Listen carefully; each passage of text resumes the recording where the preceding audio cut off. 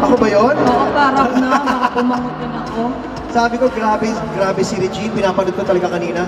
Sabi ko, pagdating sa stage, talagang binibigay na talaga niya lahat. Eh, dapat lang ang dahing tao. Alam mo, first time ko actually mag-perform dito, I have never seen this big of a crowd before in my life.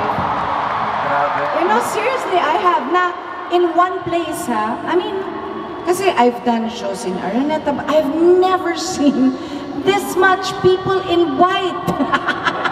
Oo nga, sabi niya. Sabi nga ni Ann Curtis kanina, lahat sila naka-white? Bakit? First communion. Oo. Tsaka yung mga nandun sa tuktok ko, kita mo pa rin sila, di ba? Oo naman. Guys, open your lights, tapos ano, para makita kayo. Open your lights. Open your lights, tapos din nyo. Alam mo, I'm so happy that we've made history because it's your first time pala here sa Philippine Arena. Yeah.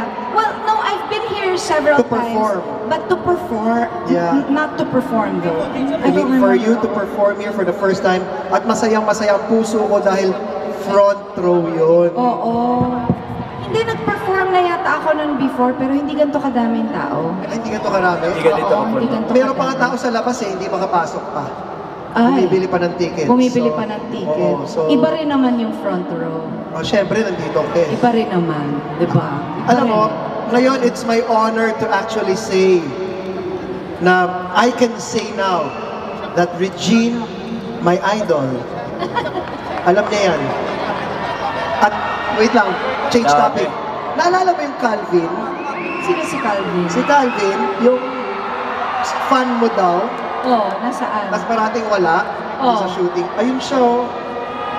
Yun. In fairness, iba itsura niya ngayon, ha? Oo. Mukha siyang ano, Elsa. Oo nga. Oh, I love that. diba? Oh, yan. Oh, at least, nag-greet ka na ni Regine. Banging vitamins. Bigyan mo daw ng ano, Laxarin you. Hindi, alam mo, now, Sam, and everyone else here, I can say, dati, kaya ako pumasok sa larangan ng advertising noong 90s kasi gusto kong makatrabaho man lang or madirect si Regine Velasquez. Pero sa awa ng Diyos, hindi po nangyari yun. Never ko po siyang nakatrabaho. Pero ngayon, Ako magsasabi, kasi dito pala tayo magsasama.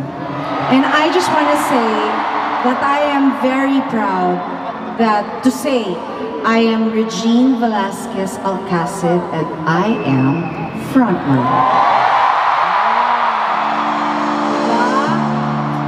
oh my God, nag-wait na nila. Diba?